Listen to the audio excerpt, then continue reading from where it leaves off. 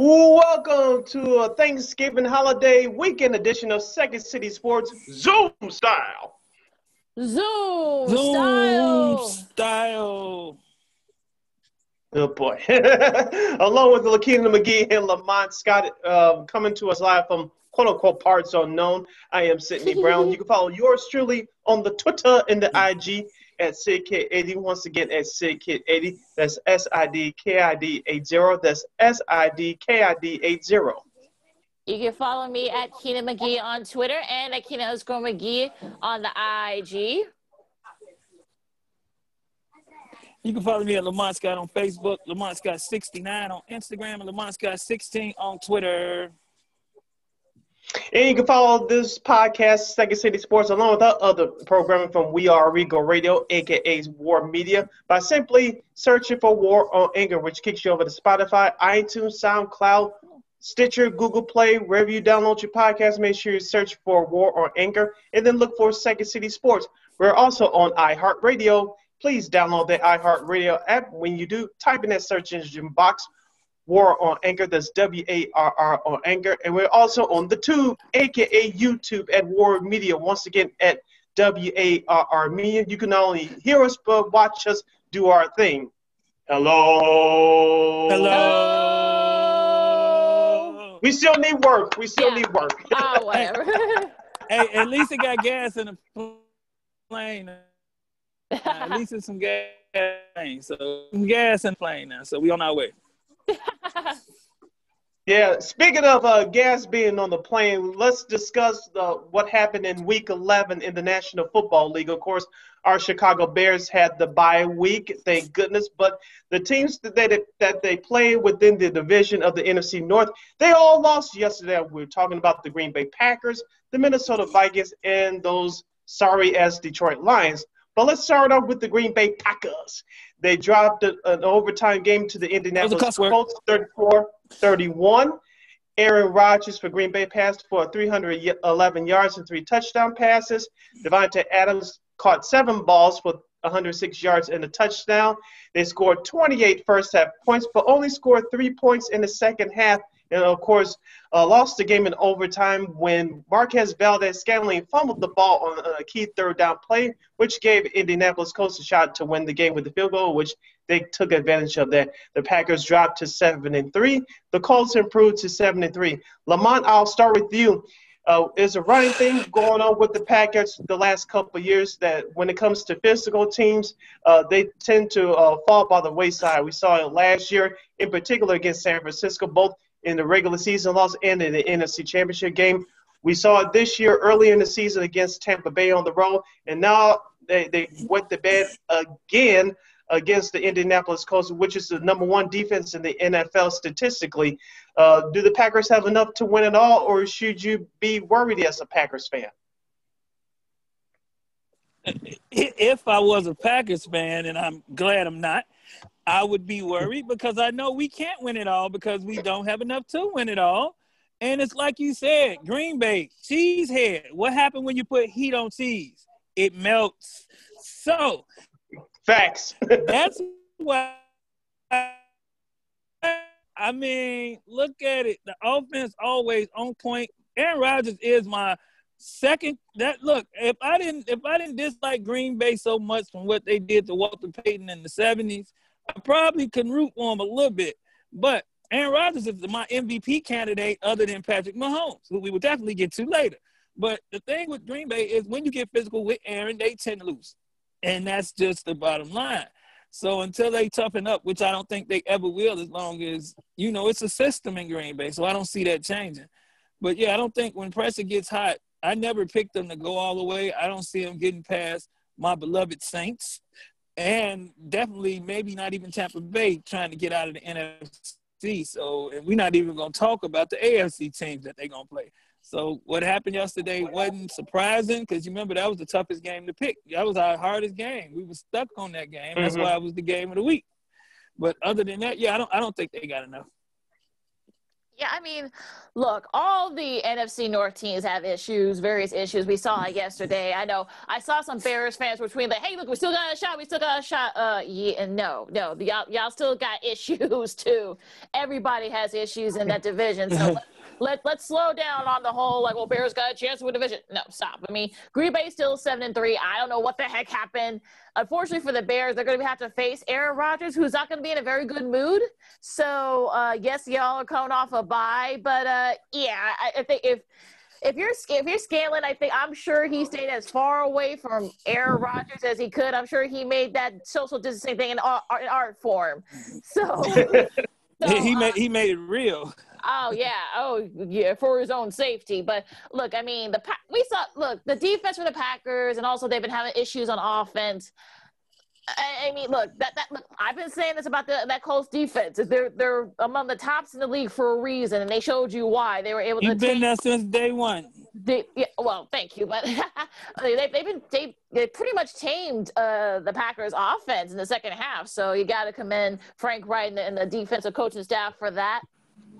I think, look, I mean, it's going to be, unfortunately, it's one of those games where you say, you just have to move on. They're still 7-3. They're still leading the division. So you got a big one coming up against the Bears on Sunday night. So it's really, I'm not too freaked out. I don't think Packers fans should be either. I know that taking a look at the box score quickly, I know the Colts defense only. If the Bears win that game, stuff get real interesting. Well, take a look at. Go ahead, Sid. Yeah. Take a look at the box score quickly before we move on. Even though the Colts forced one sack on Rodgers on Sunday afternoon, they did come up with a couple of turnovers, including the one in overtime by Marquez Valdez-Scantling. Looking at the key offensive statistics, it came down to rushing. Green Bay with Aaron Jones, who I thought was their MVP last year, he only had 10 carries for 41 yards and a touchdown. Jamal Williams, his backup, only 5 carries for 12 yards. On the flip side, rookie running back Jonathan Taylor carried the ball 22 times for 90 yards. And Nyheim Hines, even though he had 6 carries for 2 yards, he was still effective in the passing game. And also Jordan Wilkins had 4 carries for 21 yards. But here's the thing: it came down to execution and who wanted it more. And it seemed like the Colts wanted it more, especially in the second half after trailing by 2 touchdowns at halftime. Yeah, and they got a kicker.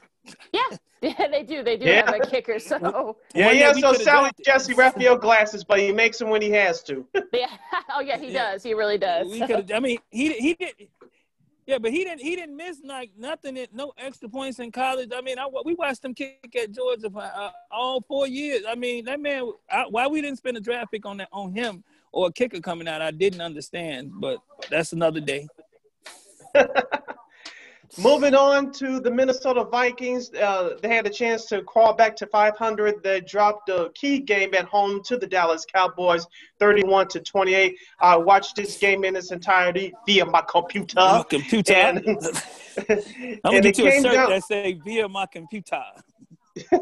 And it came down to the rushing game for both teams. Dalvin Cook did his thing with 27 carries for 115 yards in the first quarter touchdown. Ezekiel Elliott had his best game so far in this season, carried the ball 21 times for 103 yards. Of course, Dallas had that amazing catch by CeeDee Lamb late in the game with that beautiful one-handed catch. Andy Dalton came back and really made his presence felt. 22 of 32 for 203 yards, 3 touchdowns and a pick, but he was very effective. Tony Pollard, the backup running back, he had 60 yards on 5 carries, including the 42-yard run late in the fourth quarter to help Dallas come from behind that back and forth affair to defeat Minnesota 31-28. Lakeena, I'll start with you. Does Minnesota have enough to get back in this playoff race, or do you think their season is over? No, I don't think it's over. I think the Cowboys, to their credit, were able to kind of like show the deficiencies of that secondary of the Vikings. So unfortunately, they weren't able to kind of capitalize on it, and their defense gave us some big plays late. So unfortunately, they weren't able to, take advantage of that. I mean, you look at their schedule. I mean, they got the Panthers and the Jags, next 2 weeks, and they have the Bucks, they have the Bears, they host the Bears, and then they got the Saints and the Lions. They still might have a chance to perhaps maybe push it. It's gonna be tough. They can't afford any more losses. So I think you just gotta push that game aside and just start over. And I think you're kicking yourself. You're a Vikings fan because you missed an opportunity, perhaps make it interesting in the wild card spot, and now you're in a position where you can't afford to lose any more games. Well, they ain't in no worse position than the Bears. I mean, I know some people believe that Minnesota could win the division at the beginning of the year, but I never did. I mean, they got a great running back and they got a solid defense, but I didn't think they could win the division. I mean, I was always Green Bay or us. I never seen them as winning the division. And as far as yesterday, it's a situation where Minnesota gets away from stuff and then they put pressure on Kirk Cousins, and Kirk Cousins ain't that quarterback. He's not that guy. So when they don't go with what's right, it go wrong for them. So, but Dallas, people got to watch out for Dallas, and I'm scared of that because if Andy Dalton plays any better, Dak might be in trouble next year. So Dallas been close to winning the last 3 weeks. They just happened to win this week. So people might have to watch out for Dallas these last couple of games. They might just take the East over like they were supposed to do in the beginning. So we're going to see. Yeah, we'll get to that horrible NFC least division later on in this segment. Speaking of Kirk Cousins, he had the 22 out of 30 passing for 314 yards, 3 touchdowns, but he fumbled the ball early in the game, which helped Dallas set up their first score. And take a look at the receiving numbers from both teams. For the Vikings, Adam Thielen had 8 catches for 123 yards and 2 touchdowns. Rookie Justin Jefferson only had 3 catches for 86 yards and a touchdown, but he had a critical drop late in the fourth quarter when Minnesota was driving for the potential tying/winning score. The rookie Jefferson had a critical drive, which helped the Vikings stall that drive and eventually lose the game. On the other side for Dallas, Amari Cooper had 6 catches for 81 yards. As I mentioned, rookie CeeDee Lamb had 4 catches for 34 yards, and he had a incredible one-handed touchdown catch. And Dallas, I thought they were in control for the majority of that game. It was not a mistake that Dallas won that game on the road, even though I picked Minnesota. I think most of us picked Minnesota on our last podcast, but Dallas deserved that one from start to finish. Yeah, they've been better. Go ahead, Lakeena. No, it's a nice morale boosting win for the Cowboys, especially. Look, they're still right there for the NFC East, if people believe it or not. So I think if you're looking back on that, that Dallas win, look, that only helps you in the tiebreakers. Yeah, and it's funny, half of Louisiana are Cowboy fans instead of Saints fans. For some wild reason, it's almost equal. It's like a lot of people love the Cowboys more than they love the Saints down here for some reason. I don't get it, but hey, maybe it's a South thing. Before we move on to the rest of the National Football League, we'll wrap up quickly with the NFC North. The Detroit Lions, they had a chance to crawl to 500. They did wet the bed, and they did wet the bag big time, losing to the Carolina Panthers without quarterback Teddy Bridgewater, 20-0. The Lions are 4-6, while the Panthers improved their record to 4-7. P.J. Walker was a replacement for Teddy Bridgewater for the Panthers. He went 24 for 34 for 258 yards and a touchdown pass. Mike Davis, former Chicago Bear, subbing in for the injured Christian McCaffrey in the running game. He had 19 carries for 64 yards and a touchdown. DJ Moore for the Panthers had 7 catches for 127 yards. Lamont, I'll start with you. Even though the Lions have a game on Thursday on Thanksgiving against the Houston Texans, and we'll get to that at the end of this segment. Since the Lions looks like looking at their schedule, they will not have a realistic chance of crawling back to 500 before season's end. Do you start to prepare the link cards and resignation pink slips for Mr. Matt Patricia? You know what? Those cards should have been sent out after week 3. But they wasn't sent that after week 3. They should have sent them cards out after week 3, but they didn't do it. But then you look at the Carolina team, right? They playing with a former Bear and a should have been Bear. I've been telling people when that man was tearing up the XFL, I told him that was our backup quarterback, but no, but I sent the McCaskies a letter. They didn't answer me back. But that should have been our backup quarterback right there. He was the MVP of the XFL, which is connected to the WWE, which is a wonderful place to be. He could have brought that good energy to Chicago and been our backup and maybe could replace Mitch and Nick. But that's for another day.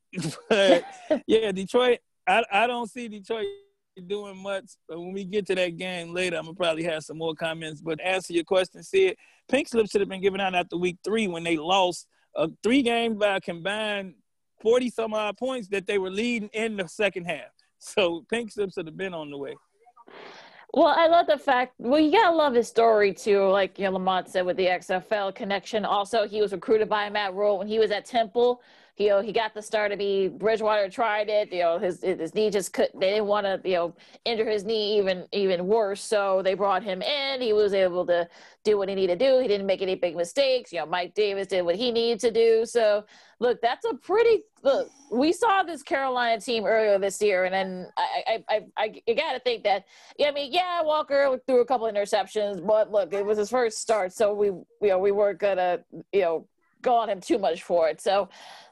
Look, I think that's a pretty good Carolina team. They could just shore up that defense. I think they'll be just fine. They could probably make waves next year. Curtis Samuel, he's a pretty good, receiver, and also so is DJ Moore. So, I mean, look, they're not gonna. They probably will not, clinch a playoff spot, obviously. But there's definitely gonna be a team to watch next year. The Panthers, and as for the Lions. Look, I mean, they're back to being the Lions. Just when you thought that, maybe that the Lions have turned the corner, perhaps maybe can challenge for a playoff spot. They do Lions things. So, pink slips and link cards all around for the Lions probably by the end of the season. Well said. Let's quickly go over to the key games from Week 11 in the National Football League. We'll start off with the Tennessee Titans. The Baltimore Ravens 30-24. Ryan Tannehill 59 yards passing. Derrick Henry 133 yards off 28 carries and a touchdown. Lamar Jackson he tried his best, but the defense for the Ravens were missing a couple of key players, including Calais Campbell. And there was some trash talking before the game. It was head coach John Harbaugh. Yeah. For Baltimore, and I believe it was Derrick Sims from the Titans dominating the Ravens in Baltimore during last year's playoffs. And, of course, now the Titans have Baltimore's number. Yep. Lamont, I'll start with you. I'll ask you about Baltimore as a whole. Are they in trouble? You know what? I don't think more so in trouble is more so they don't believe in themselves right now. They're not believing in themselves. They're not the team that they were last year. They don't have that confidence. They don't believe in that running game that they should believe in. And just maybe Lamar Jackson has came back to the pack some. He blew out, but you adjust. You remember when Michael Vick had his blowout season when they put him on the cover of the game. That next year following that, before he caught the charges with the dog, he fell off a little bit. Because, defenses learn. You can't just try to tackle him one way. You have to tackle him completely. So I think that's where that came in at. So Lamar's coming back to the pack a little bit, which makes Baltimore an average situation. Now you got Tennessee. Tennessee is, to me, the most Jekyll and Hyde team of the year. Some days they look like they could be the best, and some days they look like they could be the worst. So Tennessee is just a mixture of I don't know what, but they keep winning. So we'll see. Yeah, I actually watched that game on television yesterday, and I have to say that there was definitely some chippiness going on there between John Harbaugh and Malcolm Butler, and there was definitely some John too before the game too. So definitely no love lost here. And you got to give Variable and his guys credit for they were down early, but they were able to catch up. I mean, if you saw Lamar Jackson's comments after the game, he pretty much covered it. He said, look, they just wanted him more. And look, it's about the confidence at this point. And the Ravens actually will have to face the Steelers on Thursday. So unfortunately, that doesn't help their confidence either. So hopefully Campbell will be back. I know they'll be back for a couple more pieces. So I think that was a big problem here. And Derrick Henry did what Derrick Henry things ended at overtime. So, I mean, look, I'm not freaking out right now.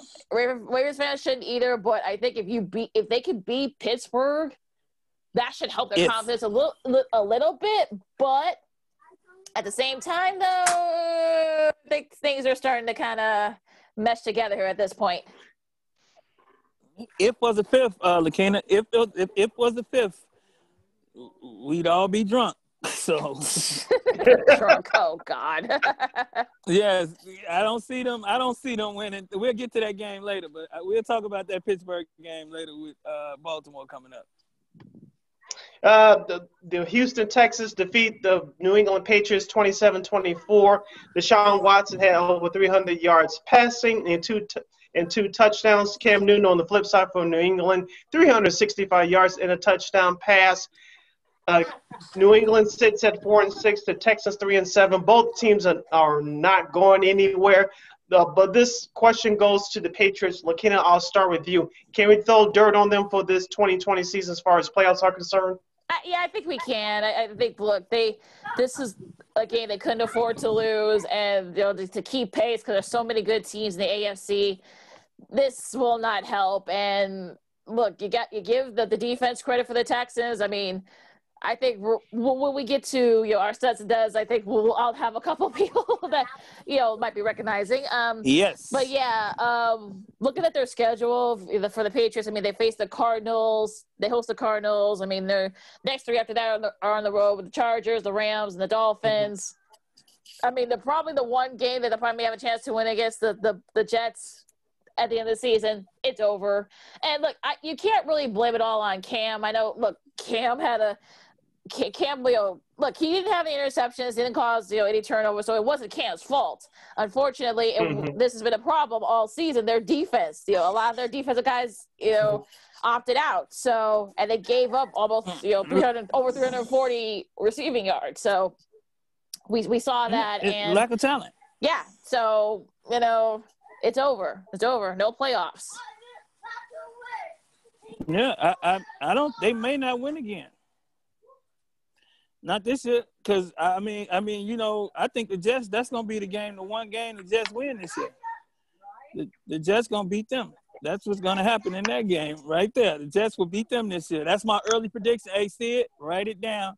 The Jets gonna beat the Patriots for all of those years of torment. The Jets will beat the Patriots this year in that game.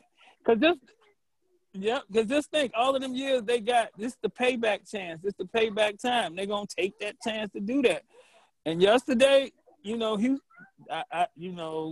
not Cam's fault. Don't blame it on Cam. Hopefully Cam can get a job next year. He ain't played bad enough where he shouldn't get a job. Hopefully he can get a job. Speaking of person with a job, let's head over to where Lamont is broadcasting live from. That's from Louisiana. The New Orleans Saints improved their record to 8-2 after defeating the Atlanta Falcons 24-9. Taysom Hill, who's replacing the injured Drew Brees, had a decent game, 18-23 for 233 yards. He also had 10 carries for 2 touchdowns off for 51 yards. Michael Thomas, which not many people are talking about, he actually had a positive impact. He returned to the field, had 9 catches for 104 yards. Lamont, I'll start with you. Some people are worried about the Saints. Drew Brees, as we know right now, he's going to be out 3 weeks with a rib injury. Do you ride the hot hand with Taysom Hill until Drew Brees gets back, or do you sneak in Jameis Winston for a start? Because Taysom Hill didn't play bad on Sunday. They gonna ride the hot hand for a couple of reasons. One, you got somebody that understands the offense. 2, they don't need to bring Jameis in right now. And as these weeks go, the confidence that Hill will be playing with is immaculate. When we get to the studs and duds, I was going to dump some over that way to show y'all, because actually being down here, it's kind of like when I'm there, I get to see different stuff by the Bears and back stuff in the Bears area. But seeing different stuff down here, Hill is the right choice. I mean, I see why they paid the backup that much money. So, I mean, the Saints, give them some respect. It's kind of like with Pittsburgh. Give them some respect. Ain't they the best team in the NFC? I'm just saying. Yeah, it's ugly, but they are the best. I mean, I wish it was the Bears sometimes, but the Saints are the best team. And dealing without Drew Brees, they got to go 2 more weeks. I think they will survive the 2 weeks. And even if they lose during these 2 weeks, Tampa Bay can't catch them. Tampa Bay can't catch them. So we're going to see. Lakeena? Yeah, I mean, look, I know a lot of the Saints players have been lobbying for Jameis Winston to get the start, but if Taysom Hill keeps doing what he's doing, that's not going to happen. And I kind of feel like, you know what, listen, as long as Taysom doesn't make any huge mistakes, which he didn't, he actually did what he usually does and actually threw the ball a few times. And look, they did just enough to win that game. You know, it was close for a little bit, but they were able to pull away in the end. And look, as long as Taysom Hill doesn't F up, he's going to be your starter for this foreseeable future. You know, that was the thing down here, Lakeena. A lot of people down here thought that they think that he can't throw the ball, and technically they never found out if he can throw the ball. So the only people that know that is those players in practice, the ones that's been lobbying for him not to. They know Jameis can throw the ball, so it's more so like do we take our chances and go with that as opposed to somebody who we don't know if he can throw the ball. But after the relationship that him and Mr. Thomas developed Sunday, I think they're going to be okay going forward these next couple of weeks to Drew get back. Before we get to our studs and duds, let's move over to a couple of the late games from Sunday. The Broncos defeated the Dolphins 20-13. Tua Tagovailoa was benched in favor of Ryan Fitzpatrick, and Fitzpatrick threw an interception, which the Dolphins were driving to try to tie the game. They failed. Drew Lock for Denver had 270 yards passing. He did have 1 interception. Melvin Gordon had 15 carries for 84 yards and 2 touchdowns for Denver. And Tim Patrick had 5 catches for 119 yards. Lakeena, I'll start with you. The Broncos are 4-6. The Dolphins are 6-4. But Lakeena, for the Broncos, do you see them having any chance of not necessarily making the playoffs, but causing problems for a few other teams down the stretch as their opponents trying to make a playoff push, whoever they play on the schedule for the remainder of the season? Yeah, this was our upsets. You know, one of the upsets. I did pick Denver. Yes, sir. Well, I think we all did. That's what saved. That's what saved you. Well, I picked Denver too, and I said, look, that altitude, you can tell it was causing Tua some problems. So that's probably why Coach Flores pulled the plug and benched him. But look, Drew Lock, he's starting to kind of, get better. I know he's been banged up the last few weeks, but he is getting better. Melvin Gordon did what you guys signed him to do.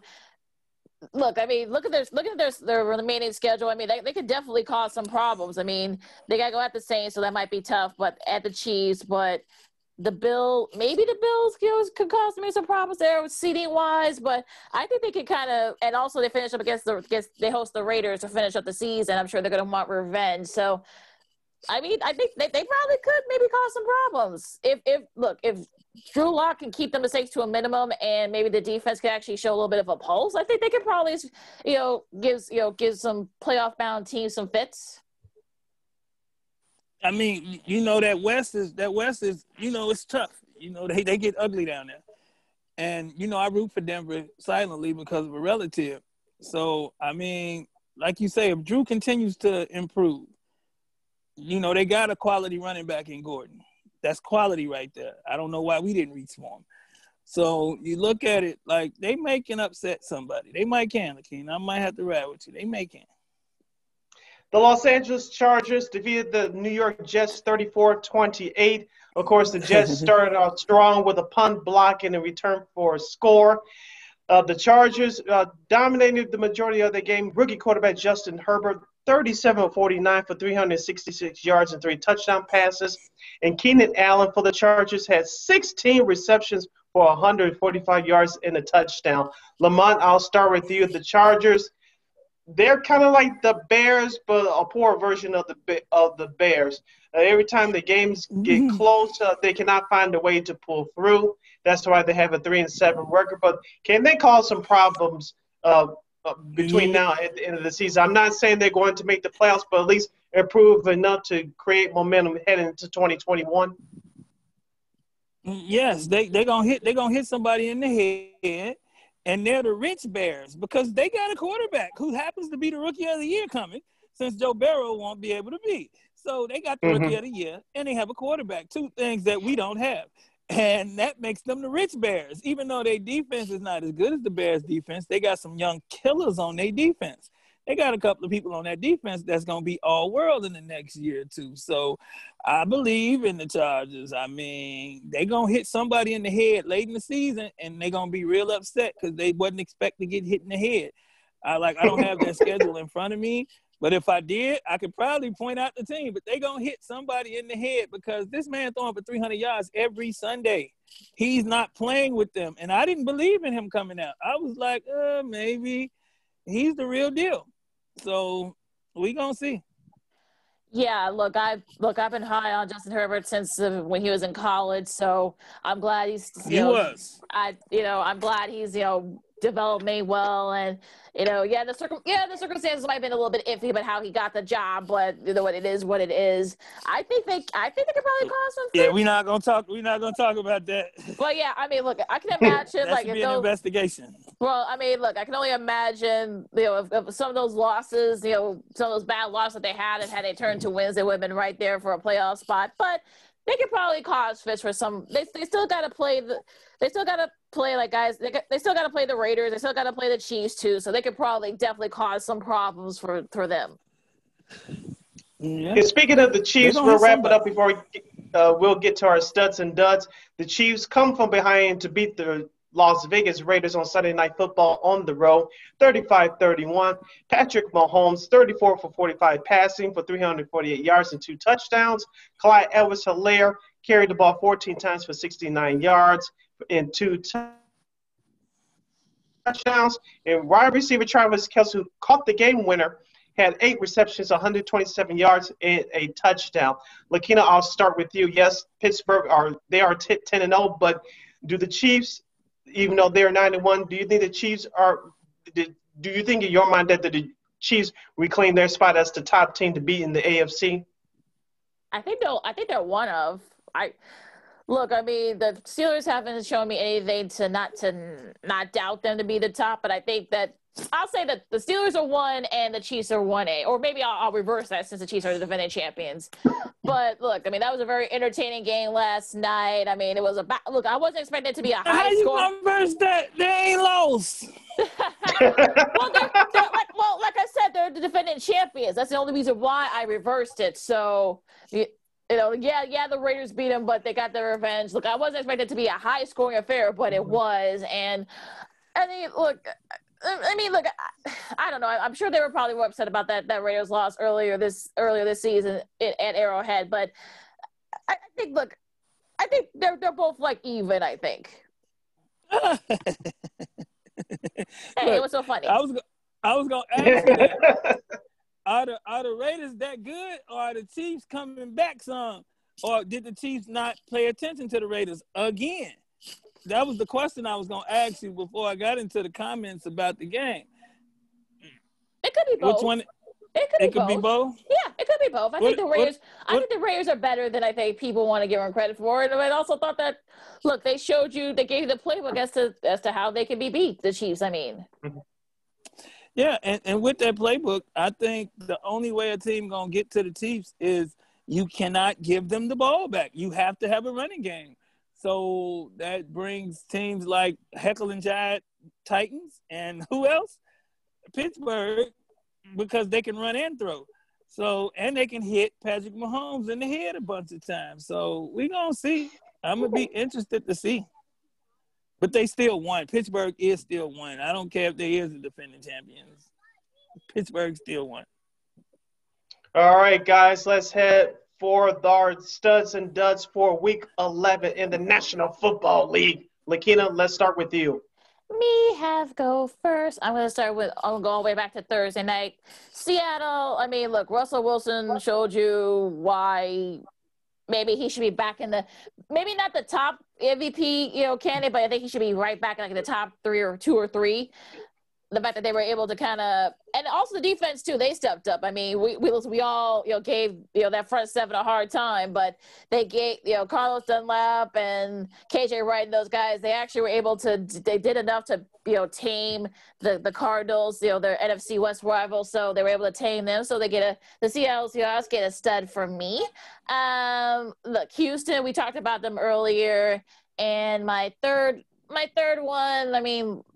I'll give them, their credit. I mean, Carolina, look, that's his up-and-coming team. PJ Walker especially was able to did just enough. He had a couple of interceptions early on, but he was able to settle down. And look, Matt Rule has believed in this guy since he was in high school. So, PJ Walker and the Carolina Panthers are my studs. And those are my studs. Lakeena, I have to agree with you on one of those. I was gonna definitely give PJ and the Carolinas a stud. They get it. I've been rooting for the kids because the only reason I rooted for them was because I watched the XFL. I'm gonna be honest with you. I didn't see them in college and things like that, but I watched the XFL and I believed in what he was doing. So that's why they get it. The other one going to the Saints and Mr. Hill. And it's like a Hill Thomas combination stud. So it's like a half a stud for each one. Michael Thomas lets you know that he's still one of the best when he's out there. And Hill letting you know that, okay, give me a chance. I might could just do the job. So they get the other like combination stud. And the last one, it got to go to Patrick Mahomes and the Chiefs. You can't get this boy no time at all. What they had, a minute 50? A minute 48. The thing was a minute 48, and they made it in a minute and 15. So they didn't even need a minute 48. So you look at what he do and what they run. So it would be like a Patrick Mahomes / Kansas City Chiefs stud because the stuff they run, they look at you like, okay, you can't stop us in a minute. That's a whole minute. And they were on the 25, right? They got the ball at the 25. So they went 4 plays end zone.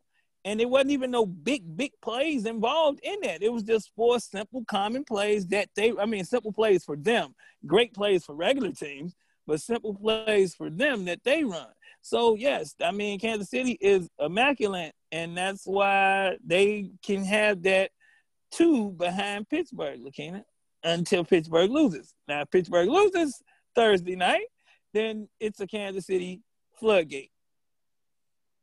My 3 studs quickly. The Denver Broncos, Justice Simmons intercepting Ryan Fitzpatrick in the end zone to preserve the 2013 victory for the Denver Broncos. My second stud would be CeeDee Lamb in the Dallas-Minnesota game. Dallas upset the Vikings in the Dome. That was a great one-handed catch. If you guys haven't seen it, check it out on YouTube, ESPN, wherever else you get your highlights. And my third stud will be the Los Angeles Chargers rookie quarterback Justin Herbert, 366 yards and 3 touchdown passes. He's my bonus stud. Is that your rookie of the year, Sid, now that Burrow is gone? I hate to say it, but yes. I have an extra bonus one right quick to Washington. They basically were able to dominate the Bengals even before Joe Burrow, got hurt. And, Alex Smith, what an amazing comeback this has been for him. Look, and the weird thing is Washington is still right there in the NFC East. We'll get to them in a second, but my gosh. Everybody in the NFC East. Everybody. It's the NFC. It's the NFC. Everybody. It's not the NFC East. It's the NFC. Everybody. All right, kicking off my duds. Baltimore. Where's the passion? Where's the fight? Lamar Jackson's questioned y'all. And look, I know that Calais Campbell. I know a couple of other guys from that front 7 were out, but come on, you had the lead. You should have held on to it. And the offense, come on, Lamar. You had a key interception that helped lead to the comeback.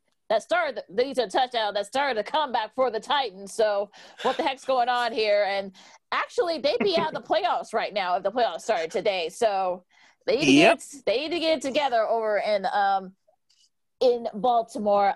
Philly, I mean, we want Jalen Hurts chance start already in Philly? I mean, my God, pre-snap penalties, they lead the league.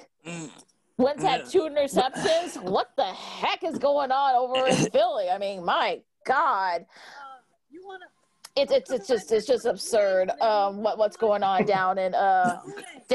over in Philly at this point. And another dud, us. Because we missed on some of those games yesterday. We missed on Carolina, the Carolina-Detroit game. We missed out. I think a couple other ones we missed out on as well, too. So we're giving – I'm giving us the dud, the third dud.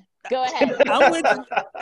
Lakeena, you know what? I will put that on my dud list as my third dud also because of that. You're right. My first dud was the whole NFC Central. Except for even though they didn't play, the whole NFC Central get a dud. The whole Central. The Bears got a dud simply because they lost. Even Lamont's taking it back to the old school. They lost even though they was at home. They did something stupid. We just don't know what it was yet. They did something to make them lose. So the whole NFC Central. I was gonna go with Baltimore, and I'm gonna take us. But my biggest dud of the day, and it's a sad one, like. Seeing Joe Burrow go down, I've been rooting for Joe Burrow for a long time. And to see him go down. Go ahead, Lamont. No, I'm good. I was just saying that Joe Burrow, just to see him go down, that was rough. Okay. Go ahead, Sid. Oh, he might be. Okay. Yeah, I mean that injury was. I saw the injury live. I had in the background on my wearing in the background on my laptop, and just you didn't want to see it because unfortunately it was just God, you hate to see that. And he already said that he's done for the year. He already tweeted it out. So you see his tweet. He said, "Y'all ain't gonna get rid of me that easy." Now come on, he said, "Y'all ain't getting rid of me that easy." And so, that was sad to see, man. Like, that was rough. That took my whole win out of it was like a couple of weeks ago when Dak went down. And you look at all of these high price quarterbacks going down. These are some great players, and they're young, and they're going down with some horrific injuries. Like, I think Tua is hurt worse than what they're saying too, Lakeena. Because I don't think it was just his performance. Because you look at before he got snatched, like his first few passes was horrible. Then he went like on a 9 out of 10 run, and then they snatched him in the middle of that run. So I think it was more so that foot and, like you said earlier, that attitude. Absolutely. Look, I said before we did our picks, I mean, it was going to be an altitude issue, and it looks like it was. He probably was having problems with his breathing. So we'll see if that's the case. Now we got Sid back. So Sid, what are your duds? Okay, yes, this Wi-Fi thing, but that's a whole nother issue. 3 duds quickly. The Detroit Lions, they didn't show up yesterday. Look at the scoreboard with a big fat 0. Number 2, the Philadelphia Eagles. Carson Wentz, he's not the problem there, even though he hasn't played great all year. There's a whole deeper issue going on with that team. I saw that game in its entirety yesterday via my computer. Cleveland deserved that victory, even though it was the window dressing by the Eagles late.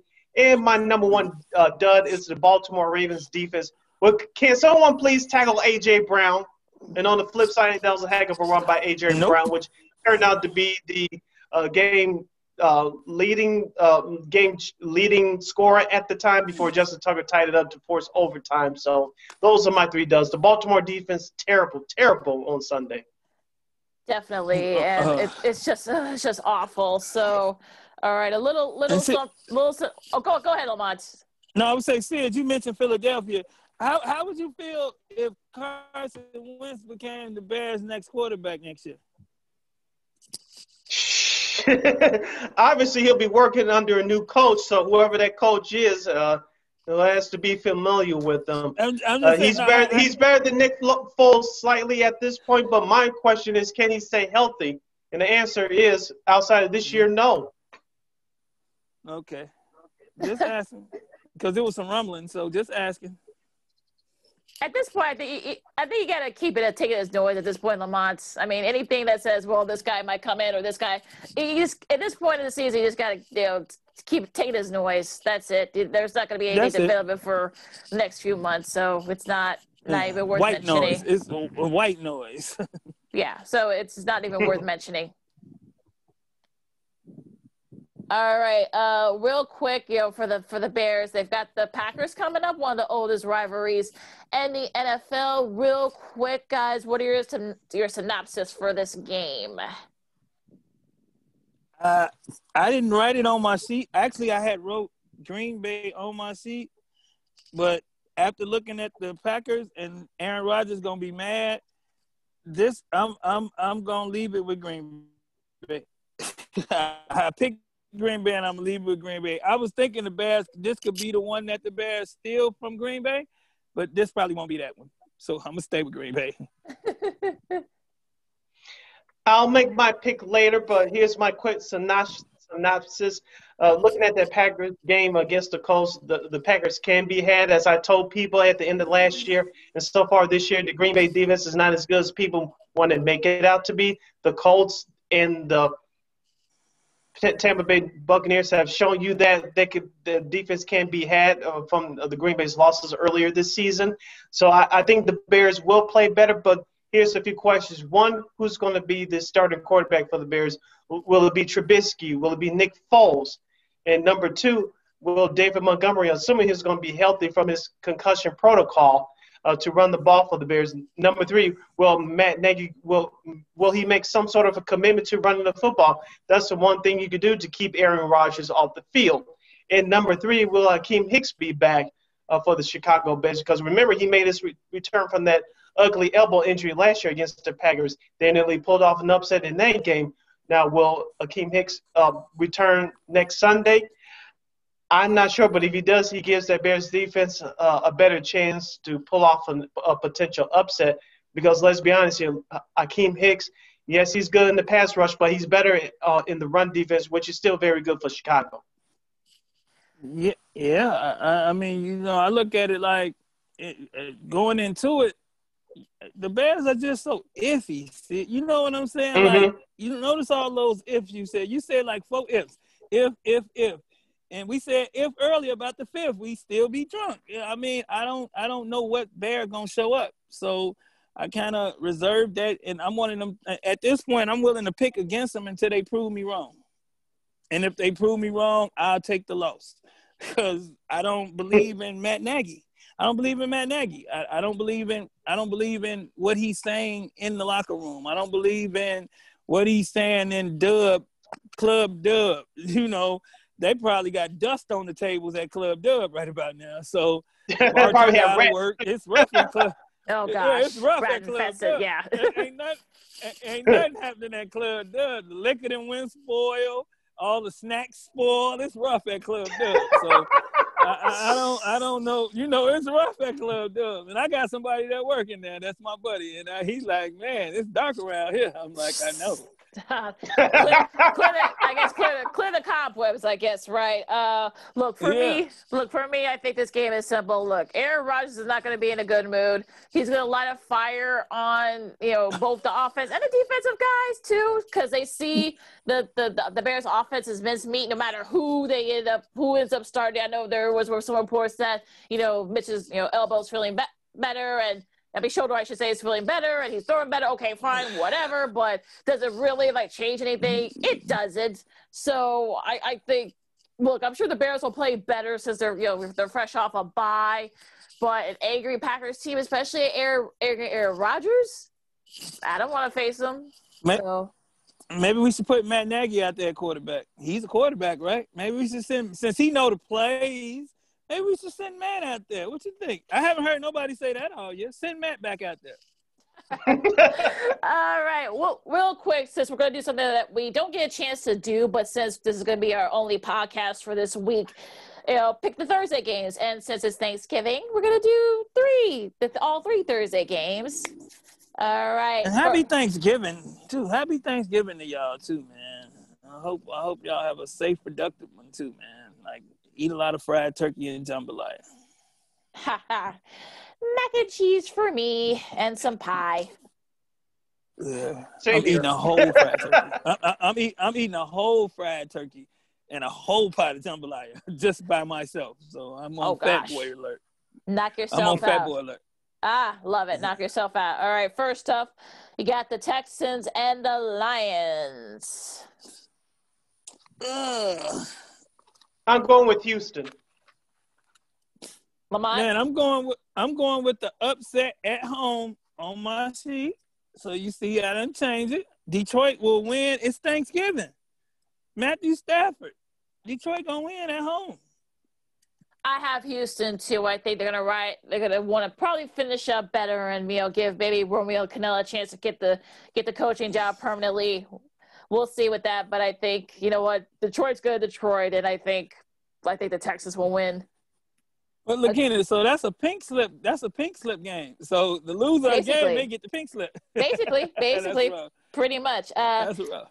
In the NFC East, where everyone's still in it to win the division, you got Washington and Dallas.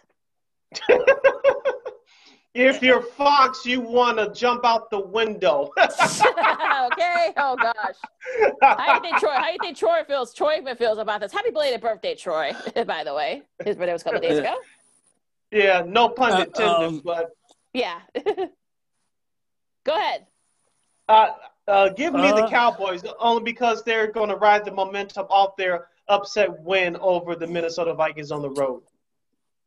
Give me Washington at home because one of them linemen for It's in Dallas. Washington going. Yep. Oh, it's in Dallas. Oh, yep. Okay. Still give me Washington on the upset because I wrote it on my paper and I don't change. Because I think one of their defensive linemen gonna take Andy Dalton and put him right back on the bench, and that puts Dallas right back in purgatory. Oh, this is a tough one, but I'm gonna pick Dallas. Like Sid said, they're gonna ride that wave of that win against the Vikings, and probably it's a get right game for them. And I think Andy Dalton's starting to play a little bit better. Give the ball to Zeke. That defense actually made the stops when they needed to. So I'm gonna pick Dallas, and I think this is probably one of those get right games for them. To quote the great Mike Tyson, everybody got a game plan until they get hit in the mouth. So once they hit Andy Dalton in the mouth, Washington should come away with that. We'll see. All right, the Thursday nighter here in the AFC North. You've got the Ravens and the undefeated Steelers. I'm going with Pittsburgh all the way. I told you. I don't believe in Lamar right now. They look like they don't believe in themselves right now. So I'm going with Pittsburgh to continue to ride, and Miami will not be lighting cigars this week. Maybe next.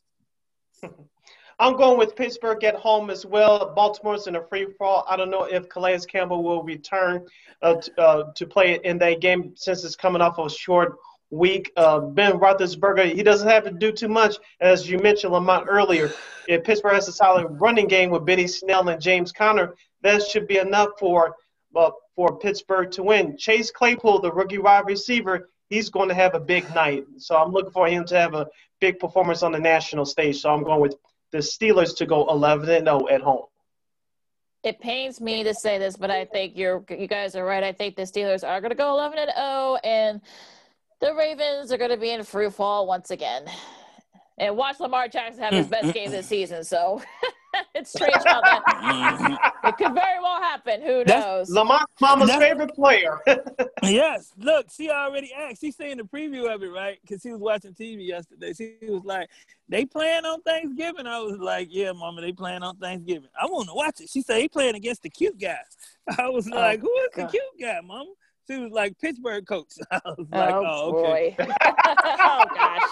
We know where Lamont's mother's priorities are. Yeah, that's what I'm saying. All right, we're going to take a quick break. We're going to do the rest of our Week 12 NFL picks. Some big moves happening in the NBA, also college football, and also college basketball. Some teams have already had to pause and cancel games, so a lot coming up, too. Mm-mm. And also, I have an NFL question for you guys. Put your thinking caps on. All right. I'll leave it there. Okay. I'll leave it as a tease there. All right, too cool. I love it. The answer is Neil Anderson. Going on the way back machine there. And with that said, we're going to take a quick break and we'll be right back with more Second City Sports Zoom style. Zoom style. Welcome back to the Thanksgiving holiday weekend edition of Second City Sports Zoom style. Zoom style. Zoom style. Along with Lakeena and Lamont Scott, I am Sidney Brown. Hopefully you guys are having a healthy and safe holiday weekend. You can follow yours truly on the Twitter and the IG at SidKid80. Once again, at SidKid80. That's SIDKID80. That's SIDKID80. You can follow me at Keena McGee on Twitter and at Keena_McGee on the IG. And you can follow me at Lamont Scott on Facebook, Lamont Scott 69 on Instagram, and Lamont Scott 16 on Twitter. And you can follow this program, Second City Sports, as part of the We Are Regal Radio family, a.k.a. War Media, by simply searching for War on Anger wherever you download your podcast. That takes you over to SoundCloud, iTunes, Stitcher, Google Play. Wherever you download your podcast, make sure you search for War on Anger. We're also on iHeartRadio. Please download the iHeartRadio app. When you do, type in that search engine box, War on Anchor. That's WARR on Anchor.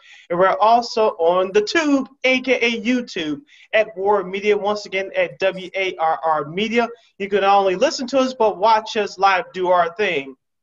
Hello. Hello. Hello. Okay. We got a little gas in the tank, as Lamont said. The start of the We show. got some gas in the tank. We'll get there. We'll get there. Diesel in next. We'll get there. We'll definitely get there. So we're going to continue our Week 12 picks, since we're not going to be doing a podcast on Friday because of the Thanksgiving holiday. And we'll start off with the Sunday games. You got Dolphins and the 0-10 Jets. I can put my pad back up. I can put my pad back up. The Dolphins. Dolphins, indeed. Right. Should be a tricky one here in Foxborough. They got the Cardinals and the Patriots. Arizona. Yeah, I pick Arizona too. That Kyler Murray should they'll have 10 days off. Arizona will. So, and the travel shouldn't be an issue either. So, and Patriots defense isn't that good. So I'm going to pick Arizona too, make it a sweep. All right, a good one here. Panthers and Vikings. I'm going with Minnesota. I went with Minnesota. Jinx. Oh my God, Jinx.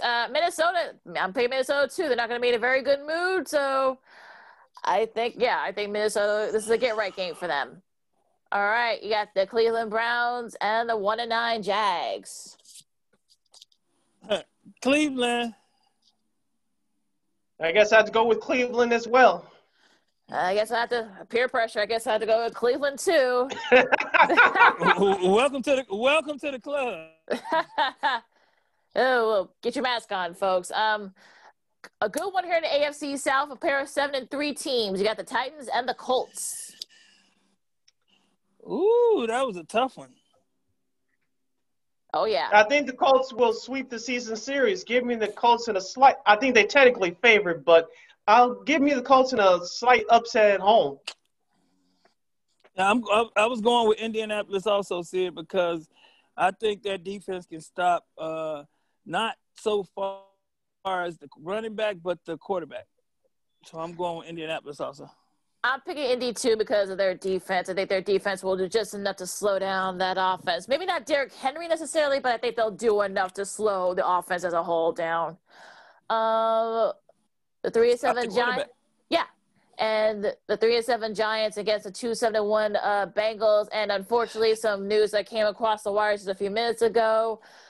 Joe Burrow suffered a torn ACL, MCL, and other structural issues in his knee. So he's going to be out for a while. And with that said, I'm going to go ahead and pick the Giants.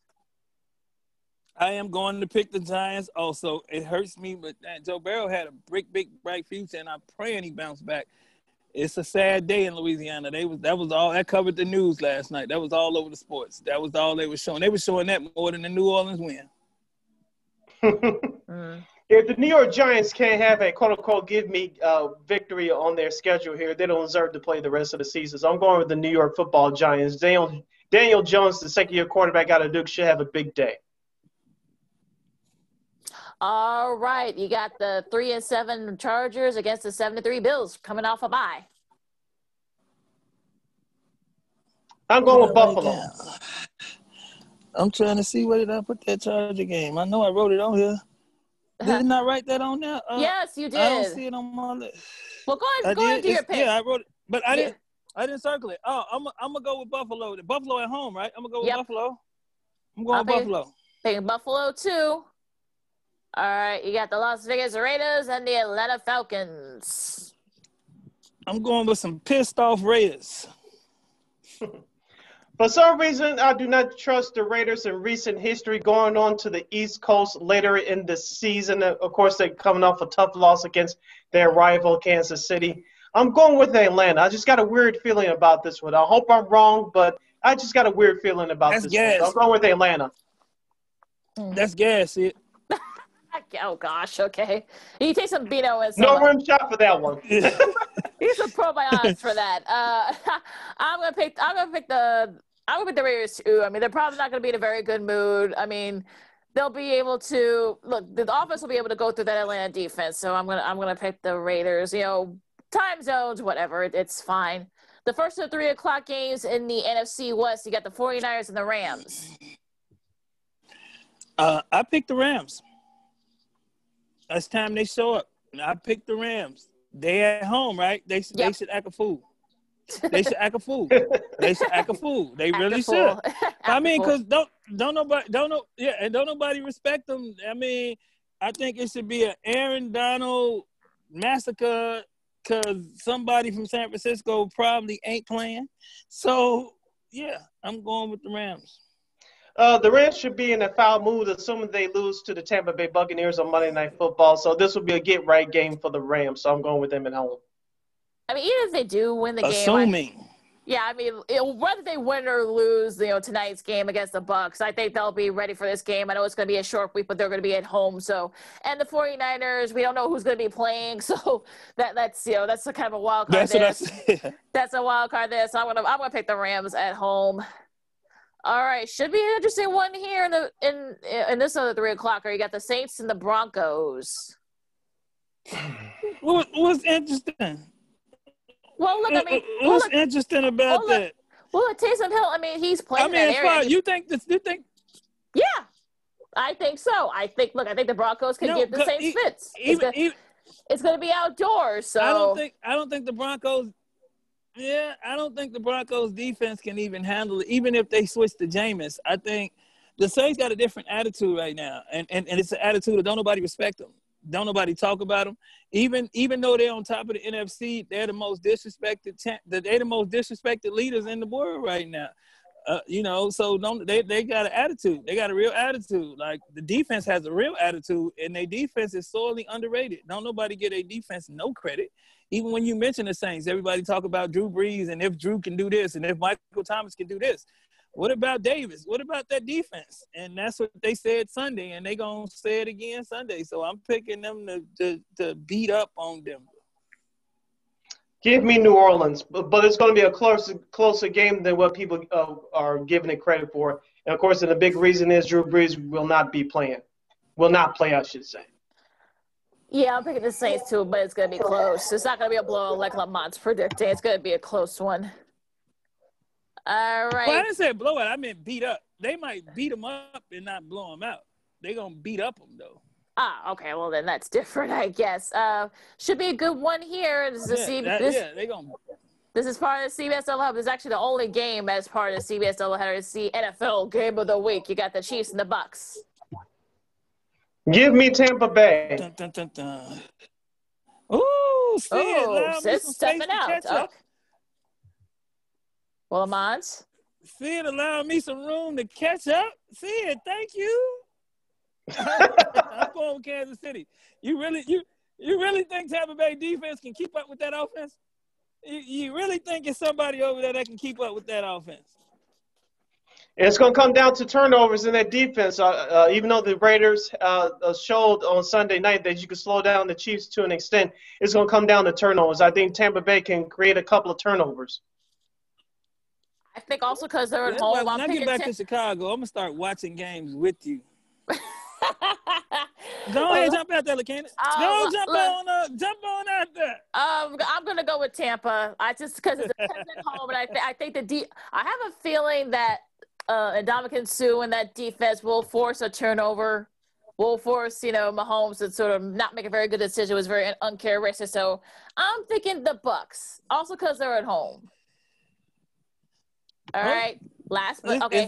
It's lonely out here. It's okay. All right, the Monday Nighter, you got the Seahawks and the Eagles. I'm going to start, I think, the Seahawks. Seahawks.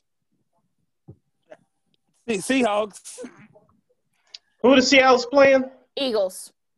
Philly. Oh, Seattle all day. And night. Last but not least, Bears and Packers for the Sunday Nighter. Green Bay. Oh wait, you were saying all that stuff. You were saying all that stuff earlier. You're picking Green Bay, Sid. Really? Yeah, I'm still picking Green.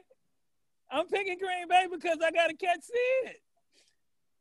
I can't believe in the Bears. I'm gonna pick against the Bears until they win and prove me different. Like I said earlier, Aaron Rodgers will not be in a very good mood. He will light a fire on everybody, the defense too especially. I have a weird feeling that somebody on that defense is going to pick off, whether it's Foles or Trubisky, it won't matter. I think they'll do just enough to win this game. It'll be close because, that Bears defense is still pretty good, but I'm going to pick the Packers, the close one. You know what's funny? While you still on that for a second, Lakeena? A lot of people down here keep asking me, they be like, so what's wrong with y'all team? Y'all got like one of the best defenses in the world. What's wrong with y'all team? And so I'm looking at them like, and I keep going back to Matt Nagy. And that's all I can give them. I'm like, I think it's coaching. I think it starts with coaching, and we don't have a competent quarterback that can execute the plays that the coach run. And I threw my slogan around. He refused to coach the team and not the scheme. So I think that's the answer I've been giving everybody down here. All right, those are your NFL Week 12 picks here on Second City Sports Zoom style. And Sid, you've got something for us? Yes. Before we head over to college football, I want to ask you guys, who's your NFL Coach of the Year? I'll give my choices off the top of my head. Sean McDermott for the Buffalo Bills. Uh-huh. The Arizona head coach. I'm blanking on his Kingsbury. name for a second. Cliff Kingsbury. Thank you. Kingsbury, Brian Flores of the Miami Dolphins, or here's the surprise to some people, they're not talking about this coach, Mike Tomlin for the undefeated Pittsburgh Steelers. Or you have a writing candidate. Please fill us in. I'll start with you, Lamont. Who should be the NFL head coach of the year? People not talking about Mike Tomlin, but I am, because you look at what Mike Tomlin went through last year. He had nobody next to nothing playing next to who you is. He had nobody playing next to nothing playing next to who you is. So, yes, Mike Tomlin is doing a wonderful job. Another candidate, and that people not talking, John Gruden. Yeah, the Raiders' record ain't the best, but the direction, the attitude, and what he doing in in Las Vegas, forgive me, definitely should get him some votes. And he's my second choice.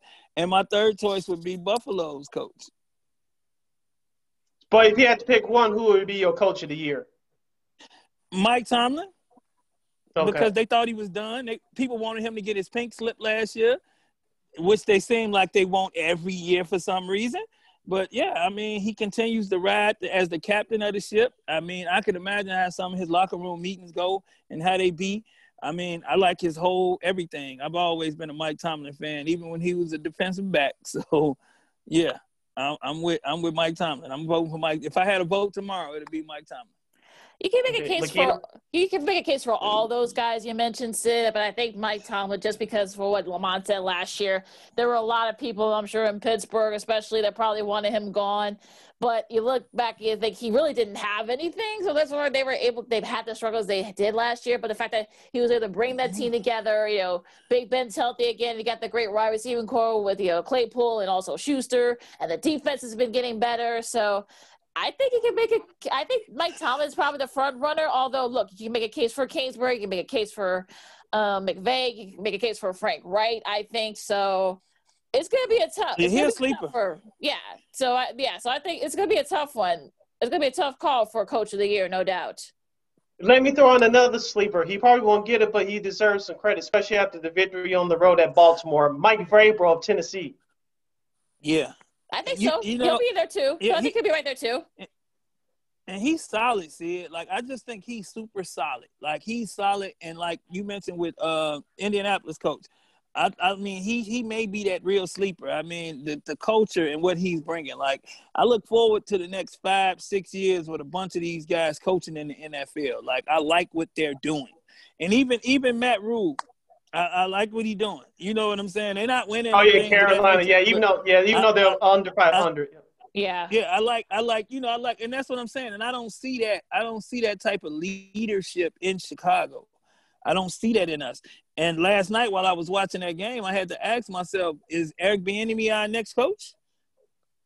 I mean, I really had to ask myself that. And then I got to thinking more about Chicago and how they run things. And I say probably not, but we'll see. My coach of the year, it comes down to two people, Sean McDermott of Buffalo and Cliff Kingsbury of Arizona. Of course, if you listen to this podcast, all off season I've been touting Arizona. Right now they're in the middle of the playoff race. They're in the middle of the NFC West Division title race as well, even though they're sit at 6-4. Sean McDermott for Buffalo. They're at 73. Of course, most people, including yours truly, picked them to win the AFC East, but no one thought there could be one of the top teams in the AFC. Right now, Josh Allen, their quarterback, has taken his game to another level, perhaps a top 5 MVP candidate. We'll see about that. Stephon Diggs has had an outstanding year. Running back his second year, Devin Singletary is running the heck out of the ball right now, and their defense is still pretty solid, one of the tops in the league. So I'm going with Sean McDermott from Buffalo as my NFL Coach of the Year. It's a great look. You got a lot of choices there, so it's gonna be definitely gonna be a battle of who finishes strong, whose team finishes strong by the end of the season. All right, so let's go to the college gridiron now. College football, real quick, guys. What was your synopsis this past weekend? I told you guys on our last podcast. Oh boy, here we go. The Northwestern Wildcats Here we go. Here we go. The Northwestern Wildcats go 5-0. They defeated the Wisconsin Badgers 17-7. I tweeted out on my Twitter at SayKid80. That was a heck of a ball game. If we was in the studio, Sid, I'd bow down to you and say, yes, Sid the Great is riding the Northwestern and controlling their fate. That's what I would do if we was in the studios right now. So there you go. You get a 1,300-mile bow. There you go. You believe in Northwestern, and so do I now. Yeah. And speaking of Northwestern, before we break down the game, they're at Michigan State next week, and they have a game against Illinois, and I forgot the other opponent they have. So they have 3 games remaining in their season. They got Minnesota. So they might go they might go undefeated.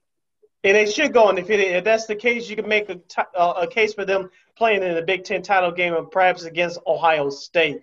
But breaking down their victory over Wisconsin 17-7, Peyton Ramsey, their quarterback, didn't have the greatest game. He only had 2 touchdown passes over 203 yards passing. Their rushing attack wasn't as good, but it was all about their defense. And the defense forced a couple of big turnovers against Wisconsin. They forced Wisconsin's quarterback Graham Mertz to throw 3 interceptions. And that Northwestern defense is mean. It's nasty. They have an attitude, and they make plays when they have to. Of course, they used the comments that ESPN analyst Joey Galloway made about them and Reese Davis on College Game Day, and they used that as motivation as well. So that Northwestern defense has been good all year. They rose up to the occasion where they had to shut down a very good Wisconsin team. Look, I'll give Northwestern their props. I mean, look, that defense, they were able to force turnovers. Look, I mean, I've seen a lot of Northwestern alums. I follow way too many of them on my Twitter account, and they're all like celebrating. I'm like, okay, way too many. Yeah, I mean, no, because this is all they have at this point. So, I mean, I guess I'll give them their props. I'll give them their due. But let's remember, you're going to probably going to end up, assuming you go undefeated. I mean, look, you still got a couple of tough games left. Yes, you do. Minnesota, the Minnesota team is playing better. Illinois too. Look, you throw the records out the window. Illinois might beat them. Yeah, so let's kind of slow down on the and you'll probably very likely face Ohio State the Big Ten title game if you do go undefeated. So let's slow down here with that. And also, it just shows you that the Big Ten West wasn't very good this year. So, it is what it is. Yeah. Don't blame this. They had to play the people on their schedule. You can't blame them for that. This is the best team since the Rose Bowl team, Sid? I wouldn't go that far, but their defense is pretty damn good. You can rank them against those early Northwestern teams in the mid to late 90s. You can't do that, but overall, no. But the defense, definitely for sure. Okay. Yeah, I mean that defense is pretty. That defense is pretty good though for the Western. I will give them that. So we'll see what happens the rest of the season. We'll talk a little bit about the games that got coming up, but on Saturday and beyond. But look how impressive Oklahoma was. I mean, when Oklahoma State thought that they were actually going to be able to finally beat Oklahoma. Yay! They thought they had. Look, they was like, we got this. We got this. They was over there like, we got this, taking their mask off. They was like, we got this. It didn't work. Yeah, and Oklahoma said, not so fast. Spencer Rattler threw for 4 touchdowns. Their defense actually looked really good too. Forced a couple of turnovers. So, I mean, look, Oklahoma say, hey, we're still here. Look, don't get it twisted. So, and look, they're right there for the chance to face. This might be a rematch for the Big 12 title game. We'll see, but yeah, nice little performance for them. I think that's how they're going to eliminate a lot of teams. Remember we was talking about that whole hat and pulling out the hat situation? I think a lot of teams will get eliminated by the championship games. I think they're going to toss them championship games together, and a lot of teams going to eliminate themselves. Let's go back to locally in college football for a second. Let's give Lamont some props as well. I did catch this game on FS1. The Illinois Fighting Illini defeated Nebraska on the road by 18-41-23. Illinois controlled their game from start to finish. They scored 28 points in the first half, 23 points in the second half to dominate the Cornhuskers on the road. So, Lamont, you get your pat on the back as well, taking your bold prediction. Was it because of the running game? Did they run the ball? Because I didn't get a chance to see that game. Did they run the ball down their throat like I predicted? They did. It didn't show up so much on the score sheet, but they controlled the clock, and their passing game was good enough. It wasn't the greatest, but it was good enough to get them by. But here's the thing for Illinois. They did have Chase Brown with 26 carries for 110 yards and 2 touchdowns. So he had a good game. Mike Epstein had 113 yards as well in a touchdown. So Illinois, I should say, smack myself on the head. Illinois running game was outstanding. It was way better than Nebraska's. Nebraska only had Luke McCaffrey rush for 122 yards and 2 touchdowns. The rest of their running backs didn't do a thing. So Luke McCaffrey from Nebraska, he was all they had as far as offense is concerned, and that's from your starting quarterback. Illinois they were able to neutralize everybody else on the Cornhuskers. Yeah, I didn't get a chance to watch that game either, but yeah, I mean, look, it just shows you how far Nebraska has fallen. I don't know what to say about them at this point. Penn State, same thing. I mean, they lost to Iowa. I'm like, sorry. 0-5 for the first time ever. I I think they packed it in. I think once COVID hit, I think they said, "Up, we cool," and packed it in, and they just packed it in. I don't even think they plan on showing up the rest of the season. I think they packed it in. Yeah, quickly, let's go over to Michigan. They defeated Rutgers 48-42 in 3 overtimes. Look, as long as you're winning, right? You know what, though, Sid? They don't get no credit for. Yeah, but they don't get no credit for me for defeating the basketball team. That's all I'm gonna say about that one. Cincy survived against Central Florida. I'm sure Central Florida was like, look, we were here first, but Cincy said, we're the Kings right now. And Desmond Ridder again, 2 touchdown catches and two touchdown runs. I like him. Yeah, 2 touchdown passing touchdowns. Cincinnati is still right there. BYU, a nice performance for them. Yes, it was Northern Arizona from the FCS, but still. Zach Wilson. A lot of NFL teams are looking at him. So had a solid. I think he had like 3 or 4 touchdown passes. So 4. So that look. Yeah, Lamont. What about that Big Ten? What about that Big Ten game of the week? That Ohio State-Indiana game. I didn't get a chance to watch that. What do you think about Indiana after that? Yes. What do you think about Indiana? I mean, I'm respecting Indiana so much. And, other than Ohio State, who going to beat Indiana in the Big Ten? I don't see nobody. And I think if any of these lovely SEC teams down here want to run into Indiana right now, they may be in trouble. Indiana got a quarterback and a wide receiver that aren't afraid of nothing. And they will, look, you're talking about punching Ohio State in their mouth every chance. Every time Ohio State think they did something, Indiana come right back like, we're for real. And then I'm learning that their head coach used to coach in Florida. So he came back to Florida and recruited that team 2 years ago. And that's the team that they're running out there right now. So a lot of them are people that didn't go to the SEC. So I think that's why Indiana improvement is so great. So I watched that entire situation, and Ohio State escaped. That's a true escape right there. I think that pick 6, because I caught some of that game as well. That pick 6 that Indiana threw to Ohio State midway through the third quarter, it turned out to be the difference in the game. Of course, in the fourth quarter, Indiana started to come back. But let's be honest here, Ohio State took the foot off the gas. It was competitive early until the end of that second quarter. But Indiana did show some fight, but Ohio State is still the best team in the Big Ten. And Ohio State is one of the 3 best teams in the country. Yeah, I agree. Who the second best team in the Big Ten? Probably Northwestern by default. It's now between them and Indiana. I knew you was going to say that. That's why I asked that question. I want to see them in Indiana play so bad. I really do. I don't think it's going to happen this year, unfortunately. No, it's not. It's not. No, it won't happen. It won't happen. It won't happen, but that way it'll eliminate that conversation. You know what I'm saying? And I think that's what they should do going into these playoffs and picking these teams. If you got 2 teams like them 2 that's right there with each other, let them play each other. The winner come on to the 10. You know what I'm saying? But, it don't work like that. We can't ever get what we want. Right. North Alabama, I should say, that the BYU beat. But, they're FCS, so that's still sort of the same thing. Pac-12. Lakeena, you said they legal. That's all that matters. You said they legal. That's it's fine. It's fine.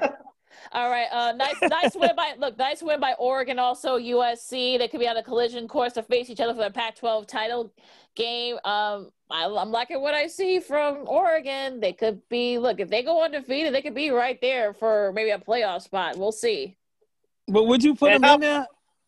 Yeah, you would.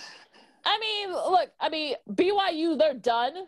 They're 9-0, but they're done. So it's going to be all about lasting impressions now. So they might sneak in there, Oregon. So they actually had a chance to join the Pac-12 for this year, so like what Notre Dame did for the ACC, but they declined. So, it is what it is. And yes, it is.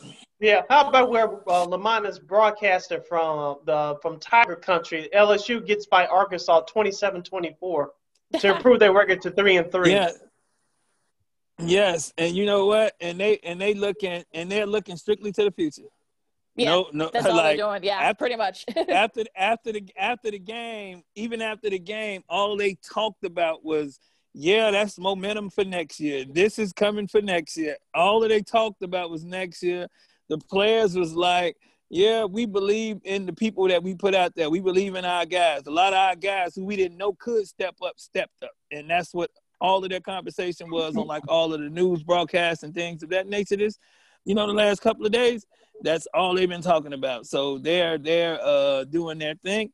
And we gonna see, but they building towards the future. They kind of toss this season out the window.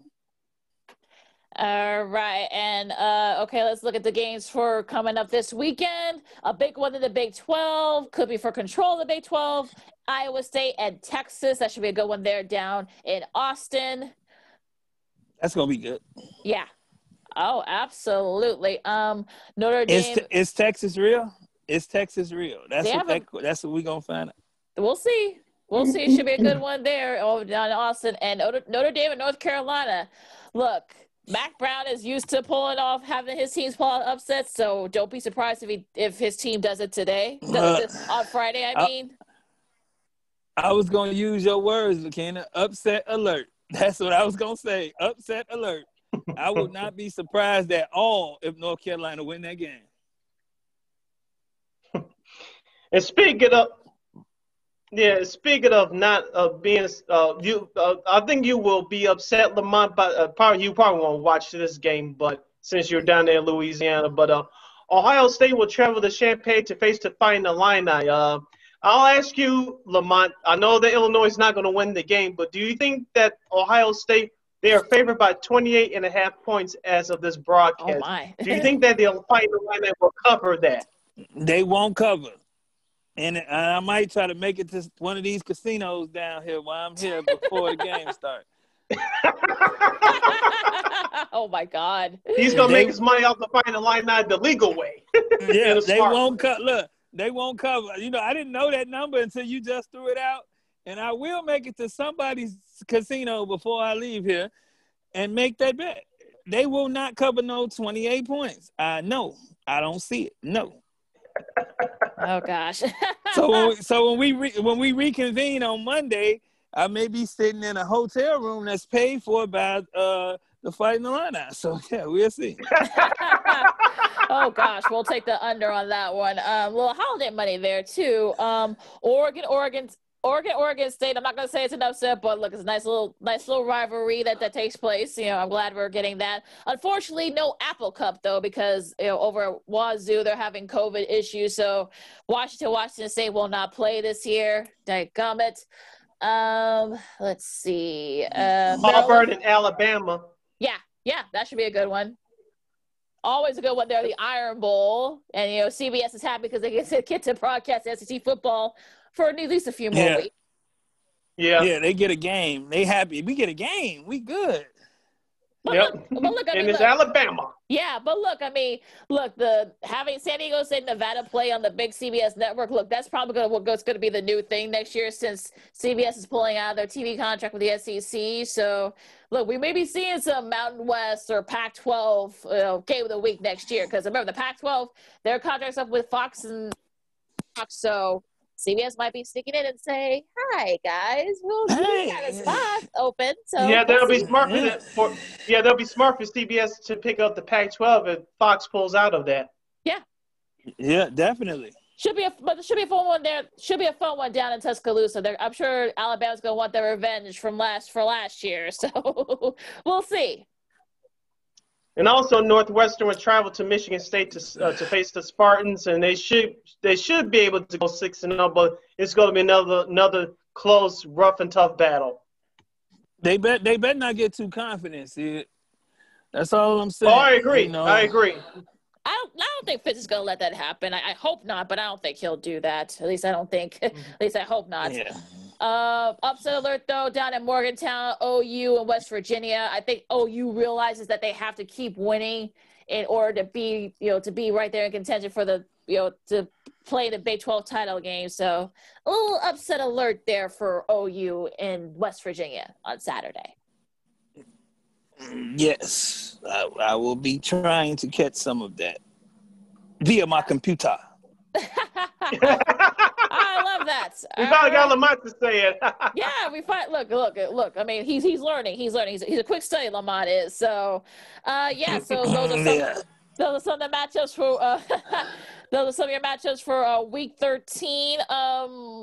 Yeah. So, also Tulsa. Shout out to Tulsa.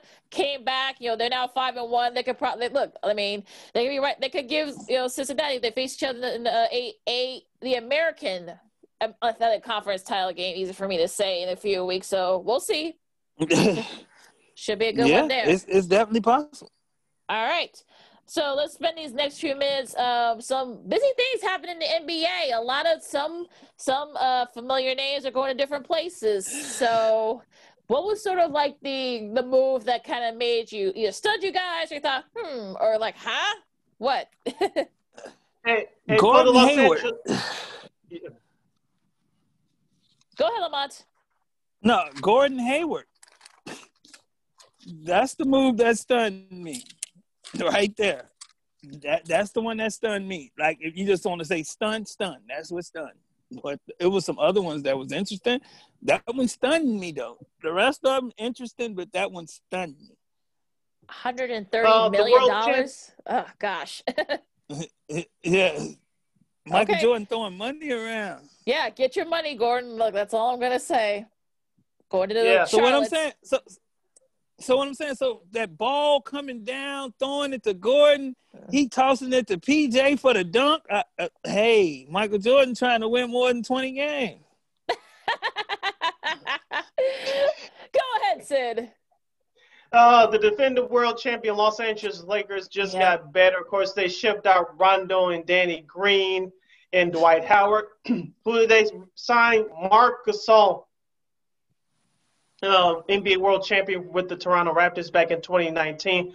We all know that his best days are behind him. He's not old, but he has something left in the tank. I think that was a great move for the Los Angeles Lakers, bolstering up their front line, helping out Anthony Davis. Of course, they had to move JaVale McGee to the Cleveland Cavaliers in a second-round pick to make room for Gasol. So the Lakers, they're trying to go for it back-to-back. I'm not guaranteeing it, obviously, but they reshaping their roster in the way that they like to compares to that competition. Of course, Avery Bradley left as well, so he opted out of his contract. So there's some changes going on with Lakers, but I like their roster right now.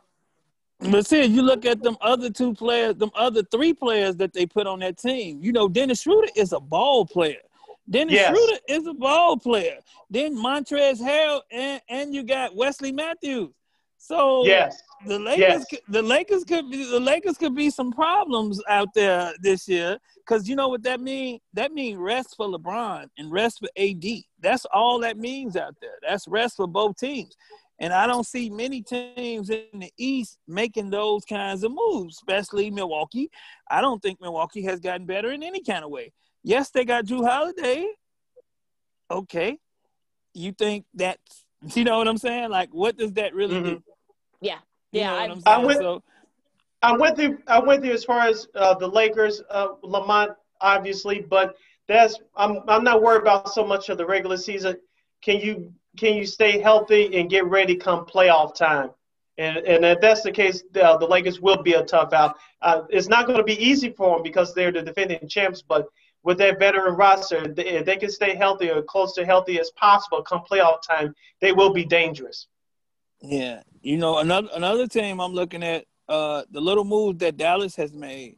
People need to watch out for Dallas. If Dallas make one more solid move, Dallas going to be a problem. And I think Dallas is coming up to be the biggest problem for the Lakers right now. People talk about the Clippers and things like that and other teams of that nature, but, I mean, people better watch out for Dallas. They better watch out for Dallas. Yeah, they picked up Willie Cauley-Stein from the Warriors, and they brought back Tim Hardaway Jr., who had a surprising good year last year. So I like that roster. And they bring in Sean Powell back at some point next year because, he suffered a torn ACL. So I like that lineup. I know Kristaps Porzingis is going to miss part of the start of this upcoming season, but if they can stay healthy, they can, like you said, they can cause some problems. I'm not saying they're going to win the whole thing or get out the Western Conference, but they can cause some problems from some teams. They could even be better than they were last year when Luka was carrying that team. And and another team I'm gonna talk about right quick because I've talked to a person down there. The moves Atlanta is making. Atlanta signed 2 veteran point guards to mentor their point guard, and their point guard that they're mentoring, they signed veterans that play what he doesn't play. Defense. You signed the 2 best defensive point guards in the league to come teach Trey how to play defense. Like, I think that's them 2 signings gonna go underrated right there. You signed Rondo and Dunn. Rondo. Yeah. You signed Rondo and Chris Dunn to teach Trey Young how to play defense. I think that's gonna be real interesting down there with the mentoring process is what I'm saying. I see Rondo being more of a on the bench teaching and Dunn being more of a on the floor teaching. I see Dunn on the floor showing them how to do it, whereas Rondo's pointing it out from the bench.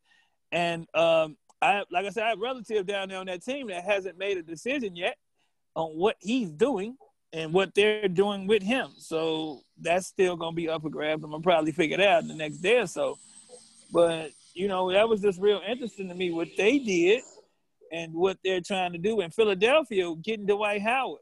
I think Philadelphia trying to relook their team. They're getting a different look. And I think with that coach they got going up there, it's gonna be different. Like I can't wait, but we can't get away from talking about our beloved Bulls and their great signing. Let me jump in for a second though, because I haven't had a chance to talk about what the moves. I think the Lakers. I think you shore up that depth because LeBron's probably not only going to end up playing with like maybe 2/3 of the 72-game season this year. So I think for me that's why you bring in a Marc Gasol. Yes, he's getting up there in age, but I think that having him there to be kind of like the leader and sort of the voice, the veteran voice, I think that helps. Yeah. That helps them. I think that I got a ring. Again, LeBron, like I said, LeBron's not going to play much, so I think that helps him and rest him up, and you have Gasol there to kind of pick up the slack like his brother did back in the day. So that helps too. Yeah. Also, the Hawks. I mean, look, Malcolm Bogdanovich got a $72 million deal. I mean, okay. I mean, look, that's how absurd it is at times.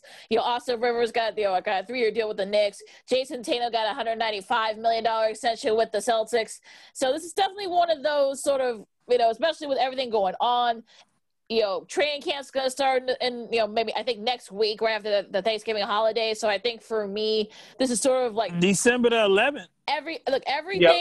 Everything kind of like, is sort of, going, accelerating here. So I think having, said that, I think this should be a good season. A lot of teams in different places.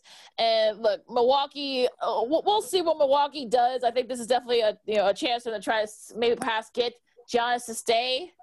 We'll see if he does. I mean, Why would you? I don't know. Look, what, I mean, the Raptors. What did they do? They didn't help him. They didn't do nothing to help him. Well, look, I mean, I'm just saying. Look, Montez Harrell. I mean, go switching locker rooms, basically going to the Lakers. Yeah. You gotta think, Pat Beverly already tweeted that he wasn't amused. So, like I said about Donovich going to the Hawks. I mean, look, there's so many deals and trades. I mean, everything's sort of kind of coming together here for this season coming up. Yeah, let's not forget. Let's not forget Donovan Mitchell either. He's right. Close to signing his extension as well with Utah. Yeah. So what about your Bulls, Lakeena? What about them? I mean, you didn't see those great signings I'm not expecting much from the Bulls this year. I mean, if they compete for a playoff spot, fine. I think this is just another one of those a year where we just see what you have. Just see what you have. The Bulls' best signing was? they best signing was Dotson out of Kansas. Sleeper. He's gonna make some noise. He coming home. Dotson out of Kansas is gonna be the surprise pick of that. He wasn't a pick of the draft. He's gonna be the surprise signing of the draft. Garrett Temple, he's an assistant coach pretty much at this point in his career. And Valentine coming back, maybe with a different coach, he might do what he was supposed to do when he came out of Michigan State, and we'll see. You know, we've been playing with Valentine for a few years now. So, I mean, I'm just hoping that we got a different direction up top as far as coaching and help them boys out. But like you say, we're not expecting too much, but anything we get is better than what we've gotten. So I'll take it.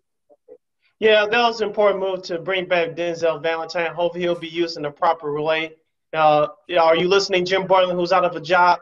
I'll leave it at that. But for the Chicago Bulls, I do not expect playoffs either. But the question will be throughout this upcoming season: can your players stay healthy? Your quote unquote core, and Zach LaVine and Larry Marketing in particular, and Otto Porter Jr., who's back now with that big payday over $28 million. Can all three of those guys stay healthy? If they can, then Arturas Kanish and Mr. Mark Eversley can evaluate this roster properly and perhaps get some value for those guys, because all of them not going to be here if and when they start contending for playoffs and eventually for a championship.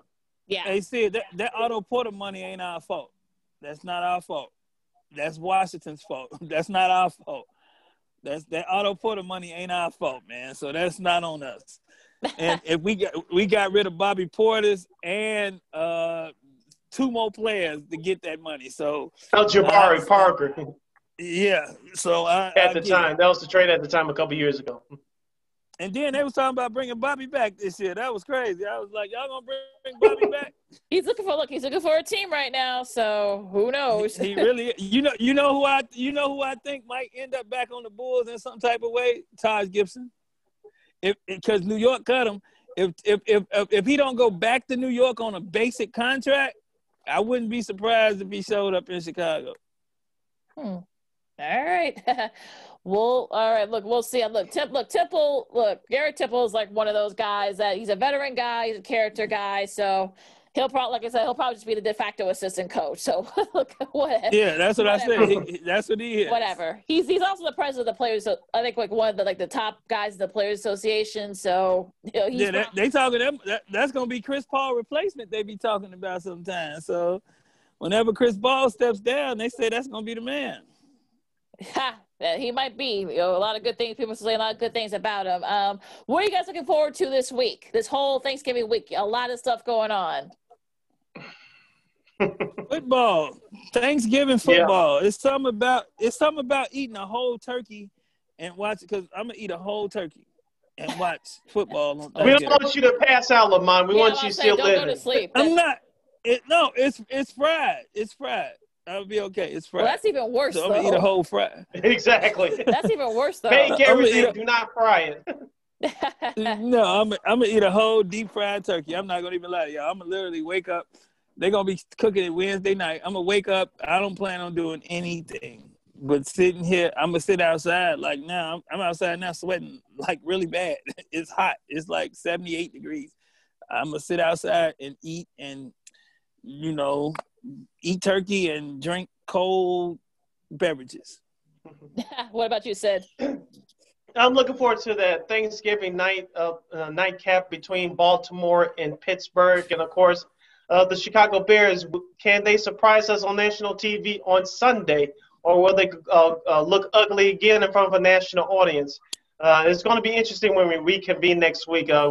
There's going to be a lot of words said. It better be kind words. If it's not, it's going to get ugly and ugly real fast. Oh, no, I want Collinsworth to go crazy. I want him to go nuts. I want him to yell at the Bears like, what the heck are you doing? I want that. Let me ask you a question. Do you think any of the Bears personnel listen to Chris Collinsworth and how frustrated he'd be? But not just him. Even when they play on Channel 2, when they play on CBS, the frustration of the announcers be coming through so blatant. Do you think that they can hear it or hear about it? I doubt it. Okay. Throwing Troy Aikman as well. Oh yeah, look, he's already done it twice already. Troy has, so I'm expecting Collinsworth to do the same thing against Saints Sunday night. I'm just saying. Collinsworth gonna be like, well, he just get quiet in the middle of a sentence and be like, man, Yeah.